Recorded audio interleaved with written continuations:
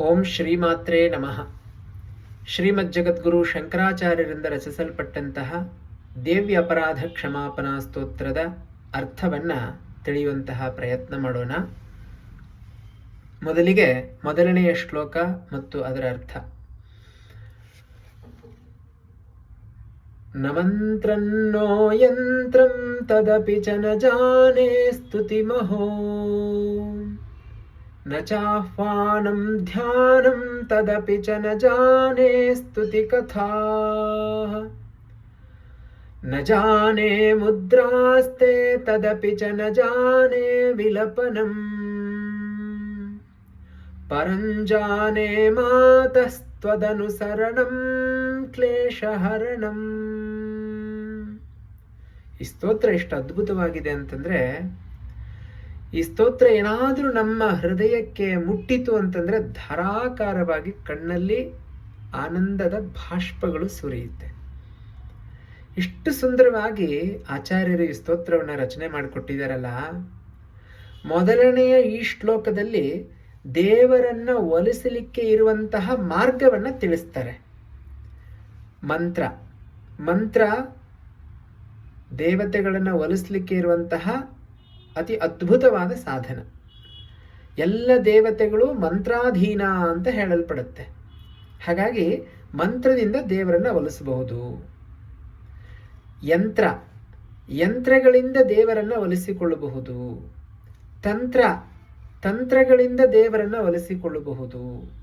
ಮುದ್ರೆಗಳು, ದಶಮುದ್ರಾ ಮೊದಲಾದಂಥವುಗಳು ಬರುತ್ತವೆ. ಆ ಮುದ್ರೆಗಳಿಂದಲೂ ಭಗವತಿಯನ್ನ ಒಲಿಸಿಕೊಳ್ಳಬಹುದು.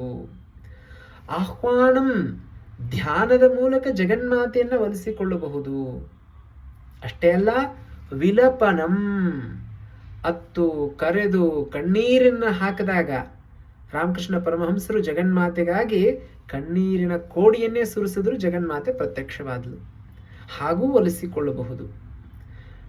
ಇಲ್ಲಿ ಹೇಳ್ತಾರೆ ಇಷ್ಟು ಅದ್ಭುತವಾಗಿ, ಅಮ್ಮ ನನಗಿದ್ಯಾವುದು ಗೊತ್ತಿಲ್ಲ, ಆದರೆ ಪರಂಜಾನೆ, ಆದರೆ ನನಗೆ ಗೊತ್ತಿದೆ. ಏನು? ನಿನ್ನನ್ನ ಅನುಸರಿಸಿದರೆ, ಅಮ್ಮ ಅಂತ ನಿನ್ನ ಬಳಿಗೆ ಬಂದ್ರೆ ಸಾಕು, ಕ್ಲೇಶಹರಣಂ, ನನ್ನೆಲ್ಲ ದುಃಖಗಳು ಕಳೆದು ಹೋಗುತ್ತವೆ ಅಂತ ಗೊತ್ತಿದೆ ತಾಯಿ, ನನ್ನನ್ನು ಕಾಪಾಡು. ನ ಮಂತ್ರನ್ನೋ ಯಂತ್ರಂ ತದಪಿ ಚ ನ ಜಾನೇ ಸ್ತುತಿ ಕಥಾ. ಸ್ತುತಿ ಮಹೋ ಆರ್ ಸ್ತುತಿ ಕಥಾ. ಅಮ್ಮ ನನಗೆ ಮಂತ್ರ ಗೊತ್ತಿಲ್ಲ, ತಂತ್ರ ಗೊತ್ತಿಲ್ಲ, ನಿನ್ನನ್ನು ಕುರಿತು ಸ್ತೋತ್ರಗಳನ್ನು ಮಾಡಲಿಕ್ಕೂ ನನಗೆ ಬರೋದಿಲ್ಲ, ನಿನ್ನ ಸ್ತುತಿ ಮಾಡಲಿಕ್ಕೆ ನನಗೆ ಬರೋದಿಲ್ಲ. ದುರ್ಗಾ ಸಪ್ತಶತಿಯಲ್ಲಿ ದೇವತೆಗಳೆಲ್ಲ ಸೇರಿ ಜಗನ್ಮಾತೆಯನ್ನು ಸ್ತುತಿ ಮಾಡ್ತಾರೆ. ಎಷ್ಟು ಅದ್ಭುತವಾಗಿದೆ. ಆ ರೀತಿಯಾಗಿ ನನಗೆ ಯಾವುದು ಬರೋದಿಲ್ಲಮ್ಮ. ನ ಮುದ್ರಾಸ್ತೆ, ಮುದ್ರೆಗಳನ್ನ ಹಾಕ್ಲಿಕ್ಕೆ ಬರೋದಿಲ್ಲ. ಇನ್ನು ಯಾವುದರಿಂದಲೂ ನನಗೆ ನಿನ್ನನ್ನು ಒಲಿಸಿಕೊಳ್ಳಿಕ್ಕೆ ಬರೋದಿಲ್ಲ ಮಾತೆ.